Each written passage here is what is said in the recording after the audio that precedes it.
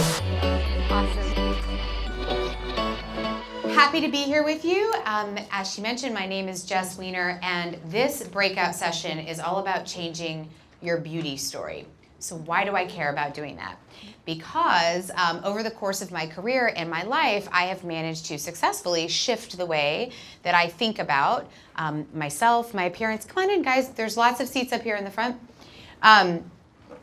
And it's not an easy thing to do, and we talk about it a lot. How do we change the story we tell about ourselves, and more importantly, why does that matter? So whenever anybody reads my bio, it always sounds super glamorous and fun, but what I want to talk about today is what it takes to actually get to a different change of mindset.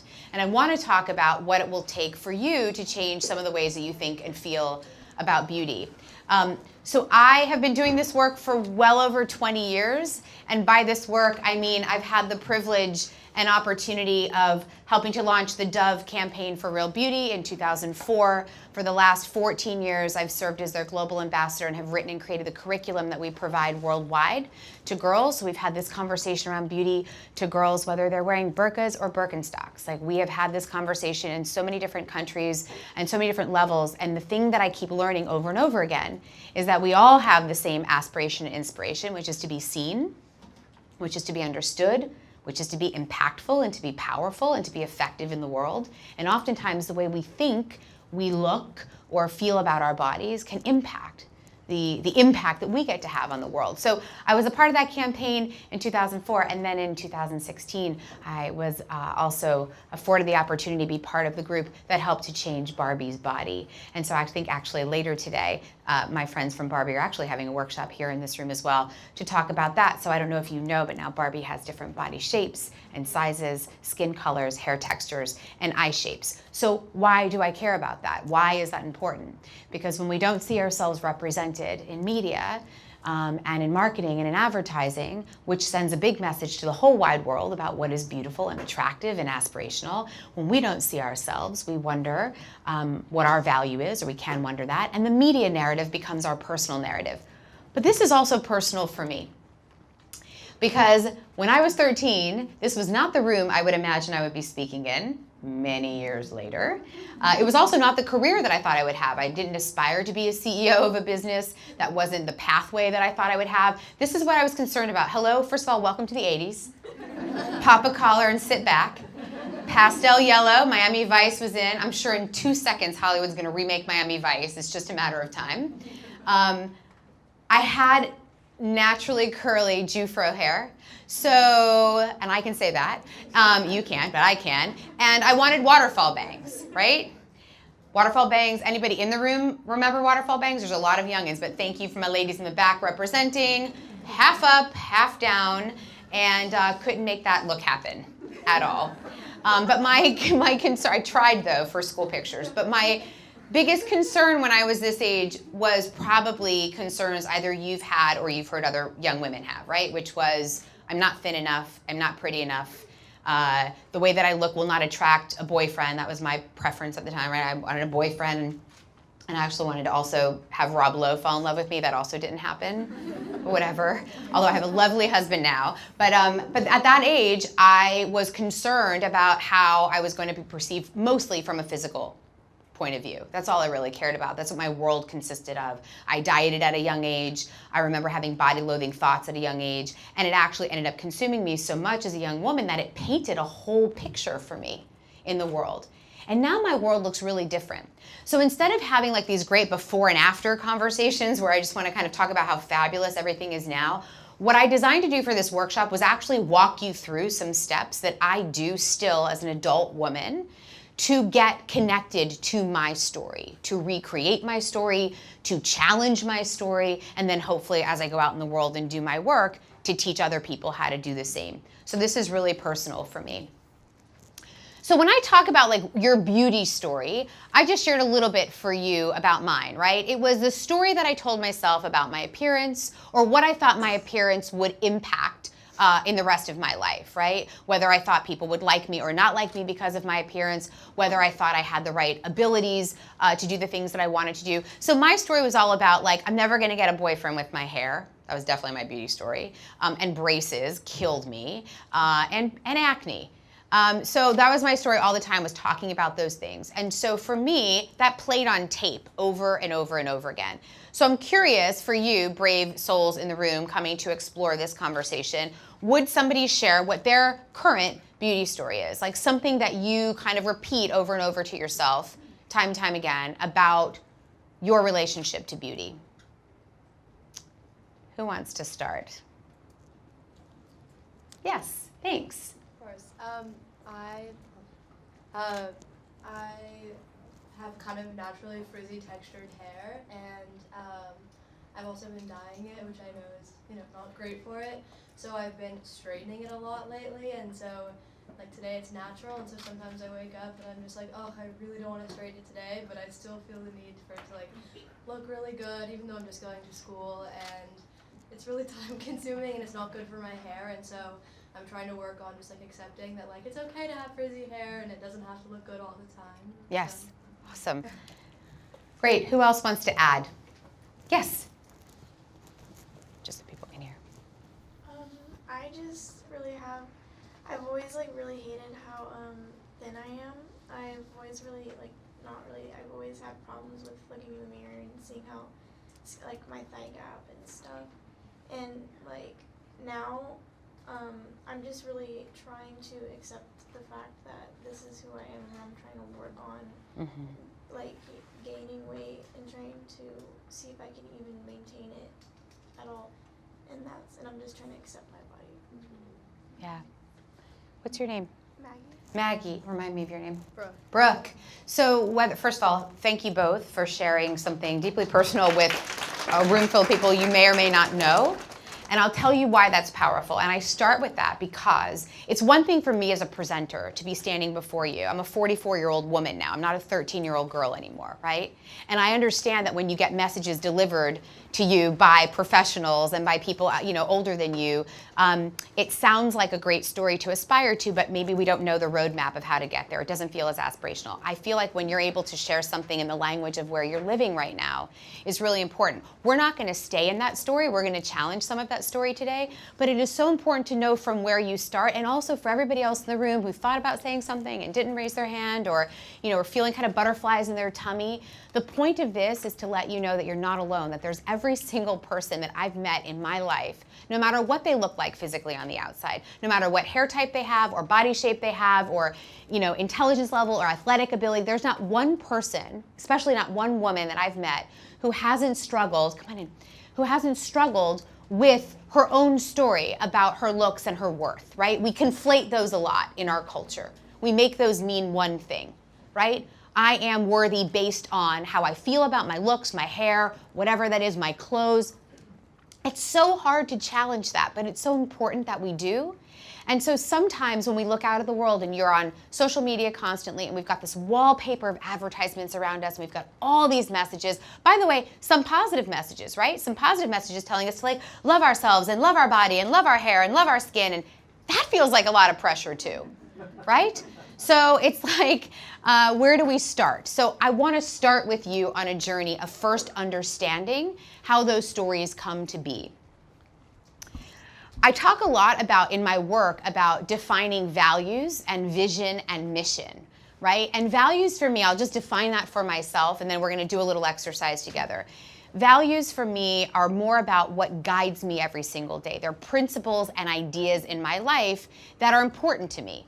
They're either the way that I like to be in friendships with people, they're the way that I like to consume media now, they're the way that I like to speak and act out in the world. There's qualities that are important to me.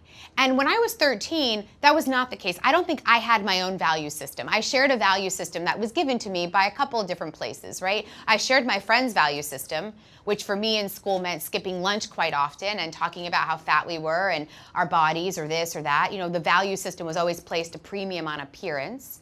So I shared their value system. I also came from a family of chronic dieters and parents who talked a lot about their body image. Even though their message to me was of empowerment and importance, I saw them as both men and women not liking their bodies and dieting with their bodies and over-exercising with their bodies, never being happy. So I had that value system. And then I was a kid in the 80s. Now, granted, we had like 4 stations back then.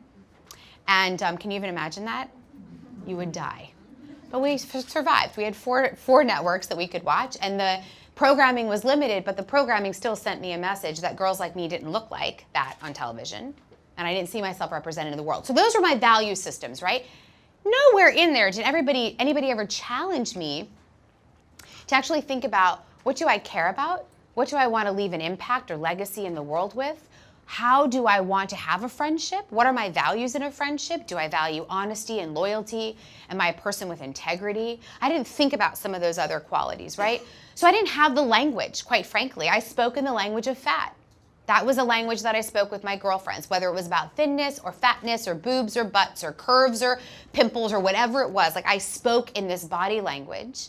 I didn't have a deeper language to talk about who we were and what we were doing in the world. So this is the exercise I want to first introduce for us right now, is to talk a little bit about what are the values that you feel most represent you right now. Now, on your worksheets in front of you, I gave you some suggestions. These, by all means, do not need to be all of the values you get to choose from. If there is something that you really admire and value on your worksheet that is not listed here, you've got room and space to add that in. But I'll tell you why I listed the ones that I listed here. Number one, I'm a huge word nerd. So I like to know the words that can most directly express my emotions specifically. So maybe there are some words on here you know, maybe some words you've never used before, maybe some words you might want to talk to your neighbor about, what do they mean or what do they mean to you. But for me, putting these values on here is important because we have to start with a shared vocabulary. So what I'd love for you to do is I want you to take like the next 30 seconds to a minute to look at these values and think about, what are your top 5 values right now? And these are not values, like, don't think about the future you, like, oh, when I do this, then I'm going to be like this, okay? I want you to be like ruthlessly honest with yourself right now. Mom and dads are not likely in this room. Nobody's gonna judge you. Nobody's gonna collect this, and I'm not grading it, okay? I want you to be honest with yourself about what are the values that matter the most to you right now.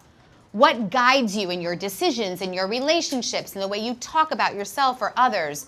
Be honest about what matters the most to you. And I know you're going to want to pick more than 5, but try at the moment just to limit it to 5 because I want to see the ones that really rise to the top for you. So ask yourself some tough questions as you think through.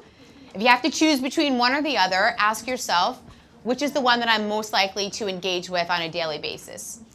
Who am I being? So you're going to pick your 5 values.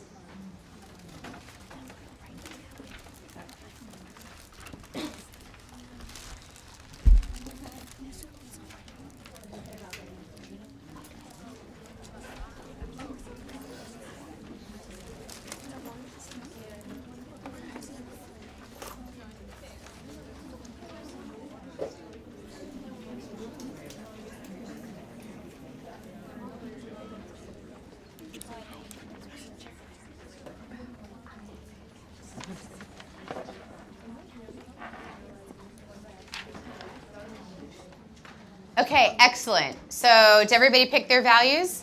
Show of hands, how was that? Did that feel hard? Show of hands, anybody here? That was hard to do. Why was it hard? Just curious. I wanted to pick more than 5. Wanted to pick more than 5. Anybody else feel the same way? Yeah, I know, it's a tough one. How did you decide what to pick? Anybody want to share? Like, what was your guiding light when you picked your 5 values that matter the most? It's great, yeah. I would say the consistency of how often I'm thinking of those values. Love that. So consistency, that's a great point. So how frequently do you think or act in those values? How else did you guys decide what mattered the most? What I see like myself doing like in the future, or like using these as like skills to be successful in the future for myself. Got it. So for you, these are your guideposts for success in the future. Excellent. How many people had trouble picking 5, honestly? Yeah. Because too many or too little? You couldn't decide? Yeah, I had too many. Too many. Okay, fair enough. So I would love to hear what are some of the values that you picked that are guiding you right now, that are really important to you. And my friend Allie here is going to write them down. Just raise your hand, throw out one that you really loved. Yep. I really loved adventure. Adventure. Tell me why. I think that if you're open to saying yes and if you're open to a lot of opportunities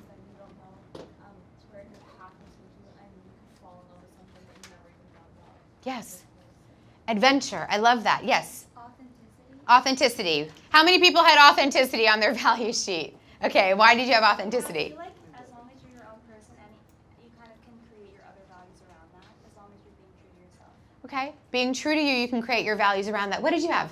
Compassion. Compassion. Why compassion? Because I think it's so important to always be able to understand and be compassionate about what other people are going through. Yes. Even like when they understand their struggles. Yes. Compassion is an incredible connecting value between people, right? To put yourself in somebody else's position. Yes. Loyalty. Loyalty. Why loyalty? Like for me, I think it's really important to, with all of the relationships you have in your life, to give 100% to that person and always be there for them. So that's just something I want. Yes. Loyalty is really important. What else? Let me have a couple more. Yes. Spirituality. Spirituality. Talk to me about that. I find when I'm like spiritual or connected to like a higher power or something beyond the surface, I'm happier and I can realize what actually matters. Yes. Beautiful. What's your name? Great. Grace. Oh, Grace. Beautiful. So grace and spirituality, I feel the same way when you get out of the physical realm, when you can think about something bigger and greater and beyond, right? You can feel connected to something higher. So spirituality, loyalty, compassion, authenticity, adventure. Give me a couple more. These are wonderful. Yes. I was thinking about progress, that kind of understanding Interesting. that when things, even if it's difficult, you should really acknowledge like the dedication and work you've done and how far you've come. I like that. What's your name? Sophia. Sophia. Progress. Actually, I've not had people put progress out there as a value, which I like that, which is also sounds like an acknowledgement of work put in, right? And that things are a journey, for sure. What else? I saw another hand. Yes. I put boldness because I feel like owning who you are and kind of going for it, even if it's not what typically is viewed in society to be normal or what it should be, I think it's great because individuality is what makes up our world and makes it interesting. Yes. Boldness. I love that. Okay. What else? Give me two more. Need two more volunteers. Two other amazing values. Yes. I put compassion, and I think that because it's really important to like empathize with other people and be Yep. able to understand where people are coming from. Excellent. Compassion twice here. Yes. I put community. Community. Tell me I why. think it's important to know that you're not alone. Yes. You have a community to support you. And what was yours? Kindness. 'Cause Kindness. You don't know what someone else is going through. Absolutely. So let me ask you something. Out of all the choices of the words and the values that you just picked right now, how many times a day or how frequently do you think those things or about those things for yourself? If you were to balance it out between how often you might think about what you're not doing right, what you don't look like, what you should have eaten, shouldn't have eaten, did the homework, didn't do the homework, not going to make it, not smart enough, all those other voices, how balanced or imbalanced is that voice versus the one that talks about, I'm somebody who loves adventure, I'm somebody who values compassion, I care about kindness, I need community. Like, just curious if you would share how balanced or imbalanced those two voices feel for you in your life. Yeah. It kind of feels like there's pretty much a balance sometimes, especially like as a teenager and at high school. I feel like I felt the negative voices more as I started high school, but I also learned like my values, I think more than I've ever felt before. To learn that I really didn't want to kind of think those negative thoughts about other people and about myself, not only about other people but about myself, because you don't know who you are, and then Yeah. you just go on like a journey, and it's tough, but the highs are like the most important. Yeah. Bingo. Yeah. Yes. I think there's kind of a little bit of an imbalance. I try like really hard to think positive thoughts, but like especially right now in school, I'm really struggling to make friends. I sit at lunch alone, and it's like I find myself thinking a lot like, what are you doing wrong? And no one wants to hang out with you or stuff like that. And Yeah. so it's just, Yeah, it is really hard too when what you feel inside maybe you're not seeing reflected by your experiences around you, right? So you might have the positive desire, and I know you mentioned, what's your name? Nicole. And I know, Nicole, you mentioned compassion as being an important value. What I think is really important is oftentimes we teach or we care about what we most want to learn or most experience, right? So it is hard, and I would say in that voice that tells us, and I felt similarly in different ways. I was a girl growing up with the last name of WEE-ner. Wasn't it great? It was character building last name. I'm now a Weiner Lopez. That's a little better.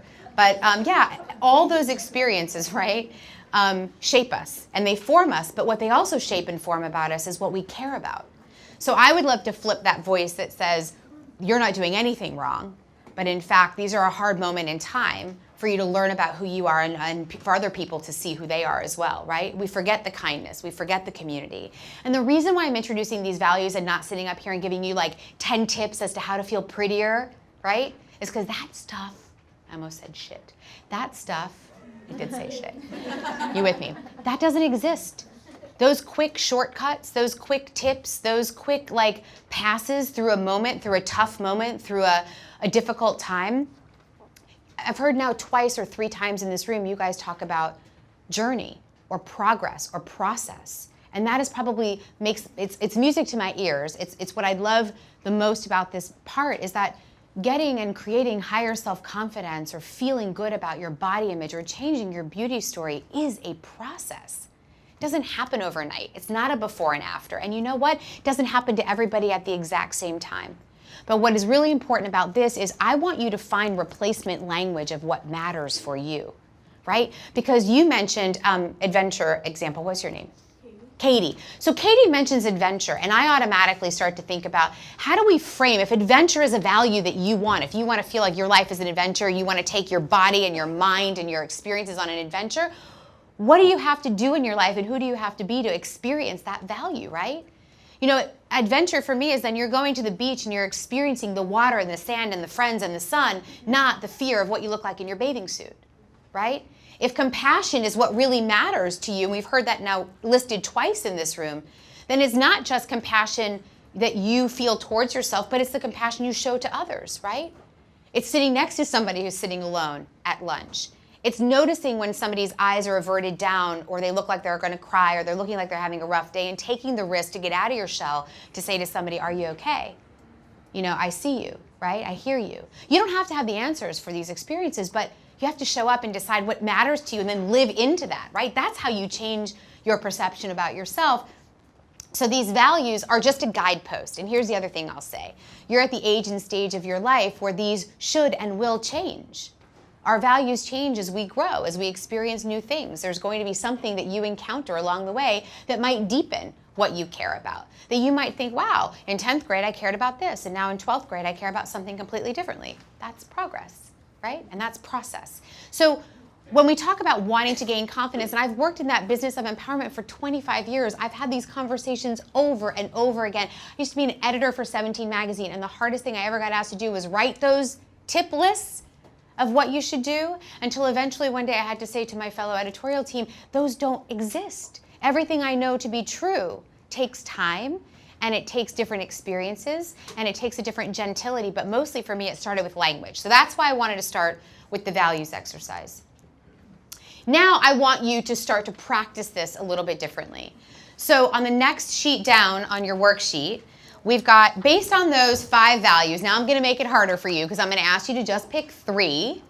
But based on those 5 values, for all the people in the room who think about their hair and their bodies and their clothes and their appearance as what defines their value and their worth, this is an opportunity to create a new power phrase. Now, I don't know about you. I know that, well, how many in here have ever heard of mantras?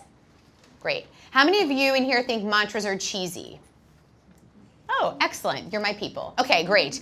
Because just like I think vocabulary is really important, I think repetitive language that we speak to ourselves is really important. And that's what I think mantras are, right? So that's what I think what we're going to call today a power phrase is.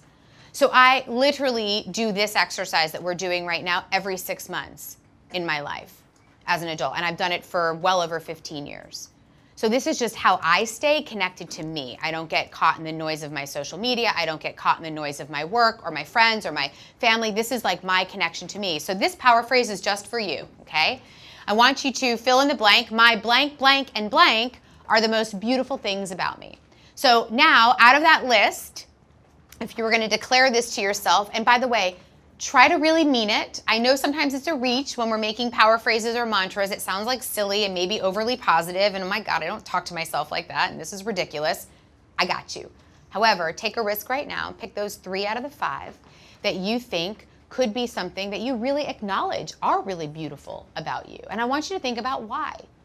Why are they special to you? Why are they important to you? If somebody were to define you or to describe you to somebody else, would they use those 3 values as well? So just take a minute and fill in those blanks. My blank, blank, and blank are the most beautiful things about me.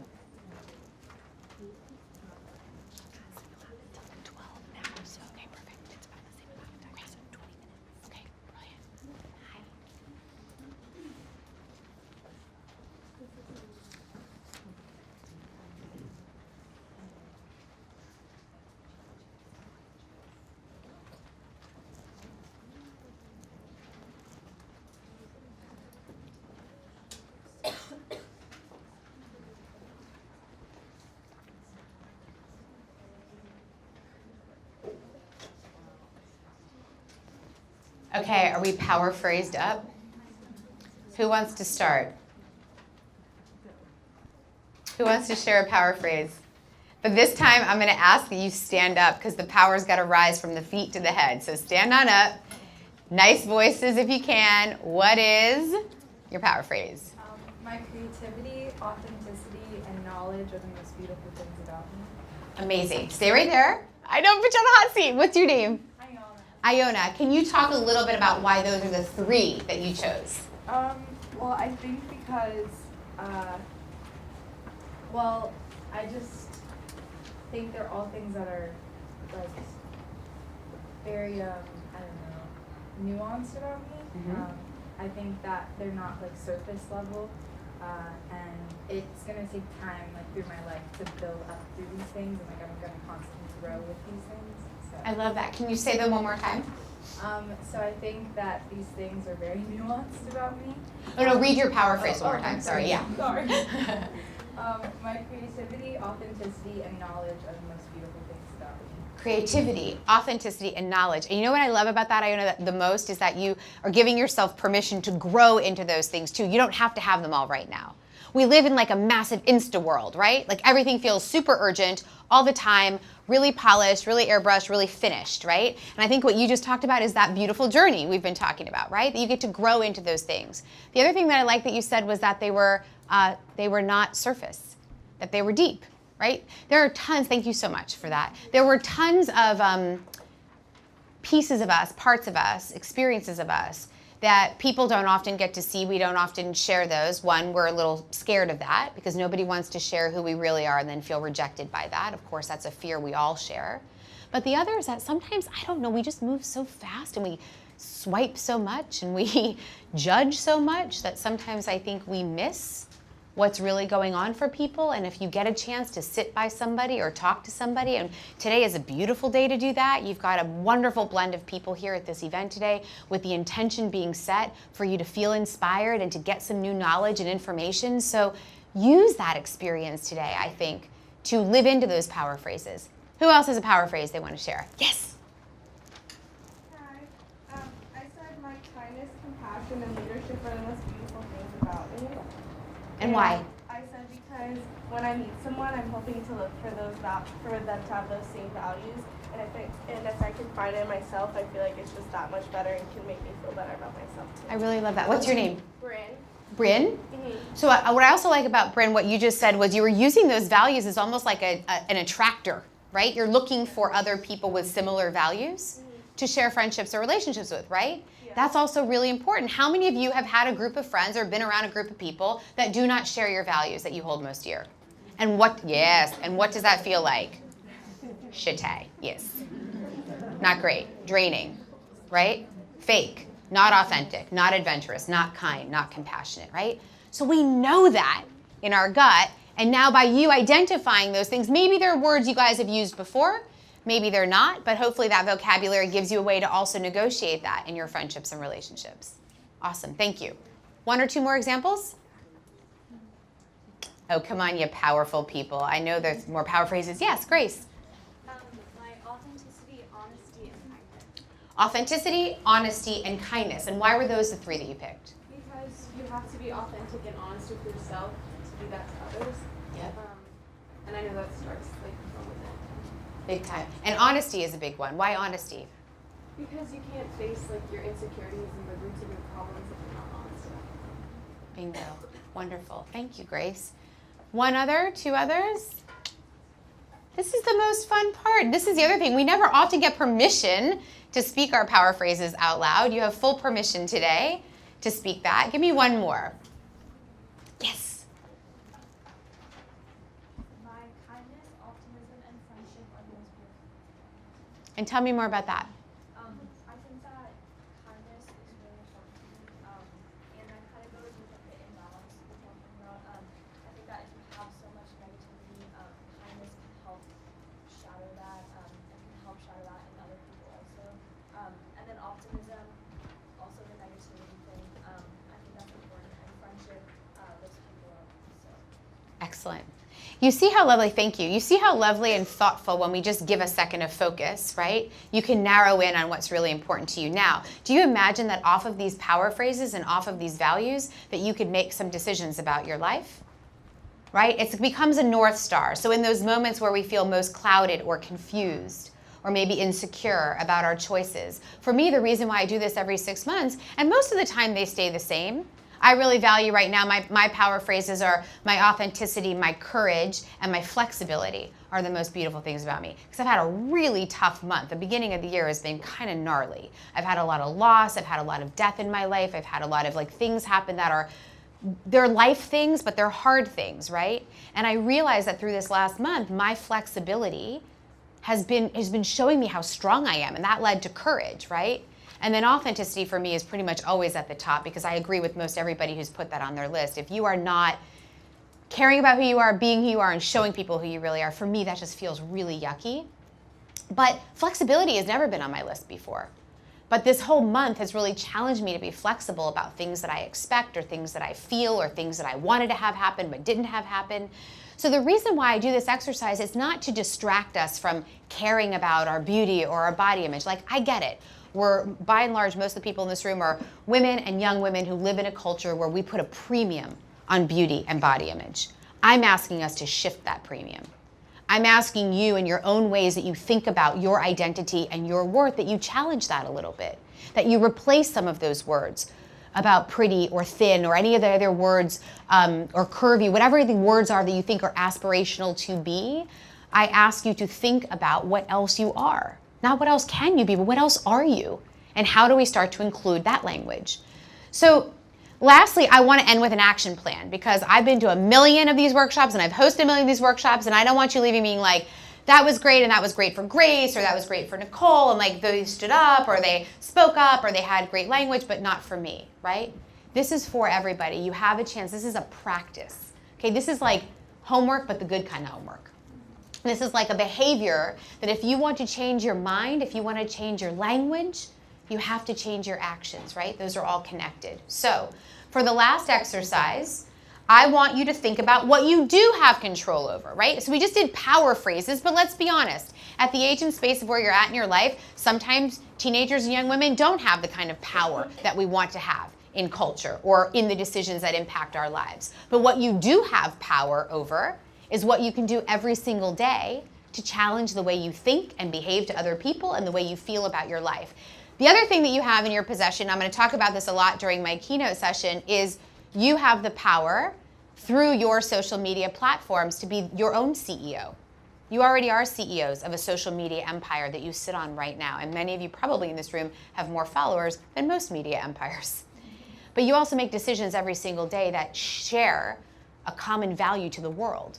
Right? You might have 2 followers, 20 followers, 200 followers, I don't care. But what you put out impacts the people who see it, and it impacts yourself. So you have ability every day to share an image or to challenge an image or to share a message or to challenge a message that could help other young women, other people in your life, and men and boys think about themselves and the world differently. We have incredible power before us. But if we spend a lot of time comparing and contrasting to other people, if we spend a lot of time thinking that we have nothing and everybody has everything, right, then we're not spending time doing this kind of work and this kind of exercise. So just like building a strong muscle and it takes repetition over time, so does self-confidence and self-esteem. It is like a gas tank for a car, for any of you who drive in the room. You can fill it up once. You cannot drive your car forever. You have to continue to refill. The same is true for this exercise. So for this last piece, I'd love for you to think about an action plan. What are things you have control over? So if we answered this, so based on your values, what's the mantra behind your new beauty story? More so importantly, what are the actions that you're going to take to make that so? I'll give you some examples. I've had young women in these workshops say, well, I am not going to repost or reshare images that I think could be triggering for people or I think could be offensive to people. And there were lots of young women that I worked with who found that they did that without thinking about it, right? They thought something was funny and they weren't socially conscious enough or aware enough to recognize at that time that that might be hurting somebody else. Other people decided that they were going to share stories about inspirational people in their community so that they could see each other differently, that they could see and share stories differently. So whatever it is, whether it's on your social feed, whether it's in your relationships, in your life, in the way that you think, I'd love for you to come up with 3 action steps. What will you do to live into this new mantra today? What will you do to live into this new view of yourself? And how perhaps will you keep this conversation going? So give yourself a minute or so and write down those 3 action steps. Try to make it as tangible as possible, right? So that it feels like something you're really going to do and not just kind of like a dream for tomorrow. What could you do today to start to put this into action? Mm-hmm.